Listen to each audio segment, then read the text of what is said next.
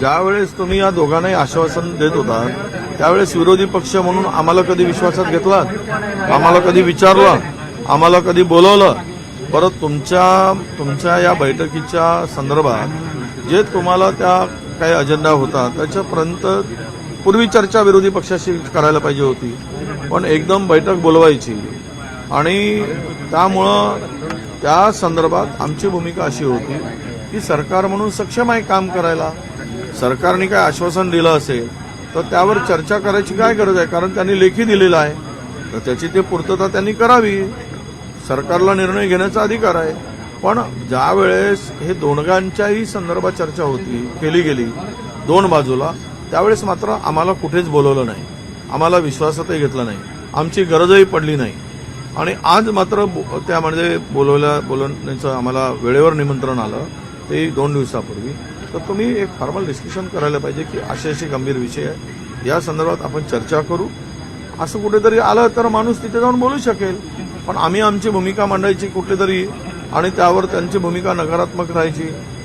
यामुळे आम्ही काही त्या संदर्भात ठरवलं की सरकारने आता हे अधिवेशन सुरू आहे, शासनाला जे काही करायचं आहे ते या अधिवेशनात मांडावं आणि त्या ठिकाणी महाराष्ट्रातील जनतेला कळावं की तुम्ही मराठा समाजाला जे काही आश्वासन दिलं असेल त्याची पूर्तता कशी करणार आणि ओबीसीच्या आरक्षणाच्या संदर्भात तुमची भूमिका काय आहे.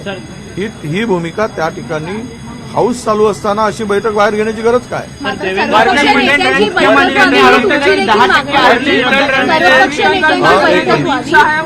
एक मिनिट, या वेळी पूर्वी ओबीसी नेत्यांची बैठक झाली त्यावेळेस वडेट्टीवारांचा विसर पडला होता काय? त्यावेळेस का बोलवलं नाही? डीसीएमकडे बैठक झाली त्यावेळेस का बोलवलं नाही? म्हणून हे आम्हाला कुठेच कधी बोलवलं नाही. मी सुद्धा या सगळ्या याच्यामध्ये किमान विरोधी पक्षनेता म्हणून त्या ठिकाणी बोलवायला पाहिजे होता. ते बोलवलं, का बोलवलं नाही याचं उत्तर त्यांनी दिलं पाहिजे. कल भी उठाया गया था, आज भी उठाएंगे और इस विषय को जब तक कार्रवाई नहीं होगी हम लोग शांति से नहीं विरोधकांनी आपले रंग दाखवलेले आहेत. तुम्ही इथे निवडणुकीसाठी बैठक घेत होता मात्र तिथे समाजासाठी बैठकीला घ्यायला आला नाही. समाजाच्या हे बघा, समाजाच्या बैठकी संदर्भात, समाजाच्या बैठकीच्या संदर्भात जे काही सत्ताधारी बोलतायत हे दुतोंडीपणा आहे. ज्यावेळेस काही प्रकरण अंगलट आले की विरोधकांच्या नावाने चिठ्ठी फाडायची, हा तो धंदा आहे. तुम्ही जे काही आश्वासन दिलं, तुम्ही बैठका घेतल्यात, त्या संदर्भात काय चर्चा झाली, तुम्ही काय त्यांना आश्वासन दिलं होतं, कशाच्या भरोशावर ते आंदोलन स्थगित केलं होतं, याची माहिती आम्हाला नको? वेळेवर देणार तुम्ही आणि सर्वांना बोलवून घेणार? अरे तुम्ही विरोधी पक्ष म्हणून प्रमुख राज्यात प्रमुख 6-7 पक्ष आहे, त्या 6-7 पक्षाच्या मुख्य लोकांची बैठक घ्यायला पाहिजे होती, ते सांगायला पाहिजे होतं. तुम्ही एका बाजूला मुख्यमंत्री आश्वासन देत होते, दुसऱ्या बाजूला उपमुख्यमंत्री आश्वासन देत होते, पण आम्हाला काही माहीतच नाही आणि त्यावर आमच्याशी कुठली गोष्ट शेअरच केली नाही, चर्चाही केली नाही, तर आम्ही दुतोंडी कशी?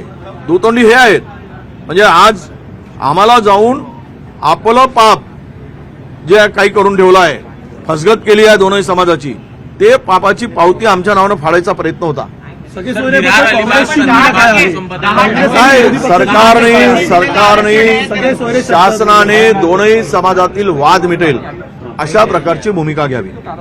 दोनही समाजाला ही जी काही दरी निर्माण झाली, एकमेकाच्या विरुद्ध 2 समाज उभे झाले, एवढा संवेदनशील विषय आहे, तो संवेदनशीलपणे हाताळावा आणि दोनही समाजामध्ये ही दरी संपेल आणि हा निर्णय होईल असं वाटतं. म्हणजे त्या ठिकाणी करावं. चोरून लपून काय बैठका घेताय तुम्ही? यांनी सरकारने जी चोरून लपून बैठका घेतल्यात, यांनी चोरून लपून घेतली, दुसऱ्याने दुसऱ्या बाजूची चोरून लपून बैठक घेतली. का खुली आम्हाला बैठक घेतला नाही? तुमचा एजेंडा खुला असायला पाहिजे की आम्ही हे करणार आहोत आणि या समाजाचं समाधान होईल, आम्ही ते करणार आहोत, त्या समाजाचं त्या बाजूचं समाधान होईल.